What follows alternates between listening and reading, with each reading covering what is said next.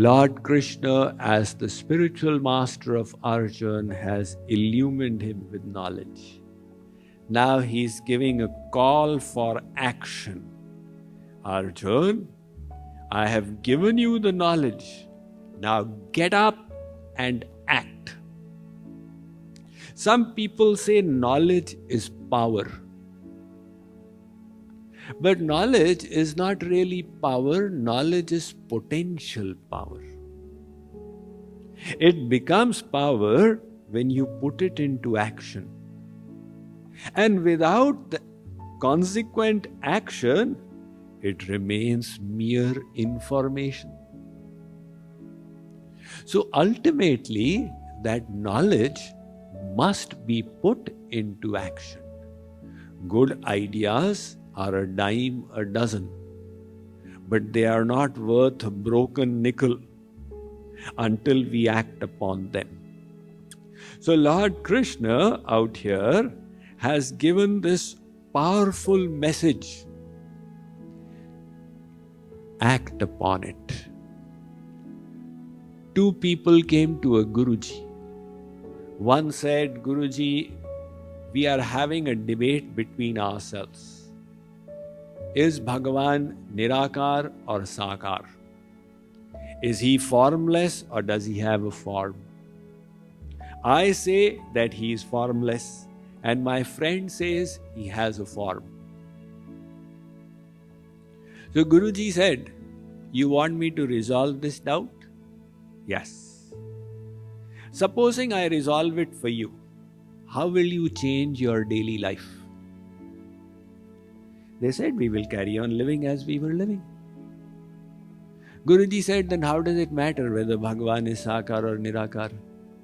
Just carry on. So if we do receive a piece of knowledge, we must put it into action. It is not how much we learn which is important.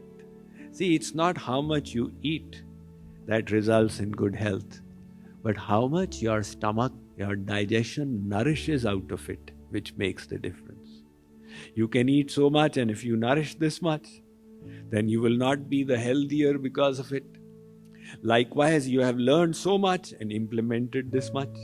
Instead of that, if you have learned so much, you implement this much. If you learn so much, you implement this much. So the message for us, it's a wonderful takeaway to conclude. That now, what are we going to do different? Having learned the knowledge of the Bhagavad Gita, how am I going to change up my life henceforth? Am I committed to doing sadhana for a little more? Whatever I offer, am I committed to offering a little more? Whatever I practice, am I committed to practicing more sincerely? Are there any defects that I need to get rid of? Are there any virtues that I need to develop? And then we get into action. That's what Lord Krishna is saying. Now, Arjun, with the sword of knowledge, I have given you the sword. So you cannot say that I don't have.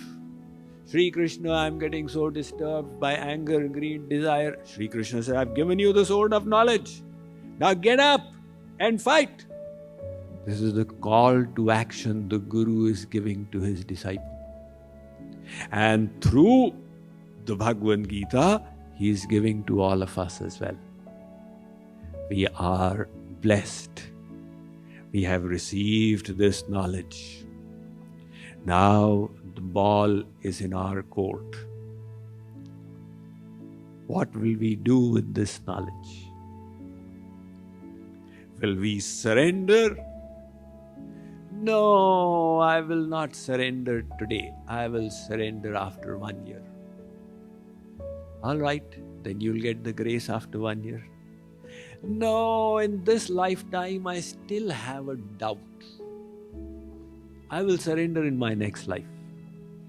Arey Baba, you surrender after 1,000 lives. But remember, the end goal you want will only come when you surrender. That was the principle. That was the learning which Draupadi got. But after the Ambar Avatar happened and Sri Krishna protected the self-esteem of Draupadi, later on Draupadi accosted Sri Krishna and said, Dwarkadhish, what was this? I was getting insulted there. Why did you take so long? Sri Krishna said, so long? Are, Draupadi, you called out to me and I came. I didn't come in my personal form, but I kept on increasing your cloth. Draupadi said, Maharaj, even after I called, there was a moment's delay. Had there been delay of one more moment, it would have been too late. Why did you delay that one moment also? Sri Krishna said, Draupadi, the problem was from your side. You know I am God. Yes, Maharaj. You know that I am everywhere in the world. Yes, I do. You know I am sitting in your heart. Of course I do. You called out wrongly. You said, Govinda Dwarika Vasan. Oh, Sri Krishna who lives in Dwarka, please come and save me. I was sitting in your heart when you called like that.